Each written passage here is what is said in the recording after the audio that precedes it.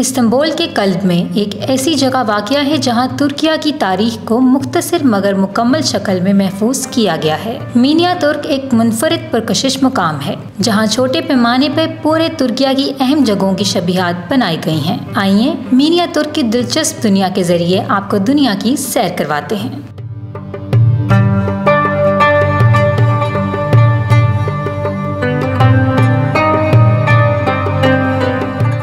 मिनिया तुर्क में कदम रखते ही तुर्किया के कदीम शहर एफेसस का मॉडल आपकी नज़र पर सहर तारी कर देगा। इसमें मौजूद लाइब्रेरी और इसकी सड़कें आपको कदीम अनातोलिया के ज़माने में उड़ा ले जाएंगी। मिनिया तुर्क में इस्तांबुल के मशहूर तरीन मकामात के मिनिएचर वर्जन्स देखने का मौका मिलता है, जिनमें आया सोफिया मस्जिद और तोपकापी महल शामिल हैं।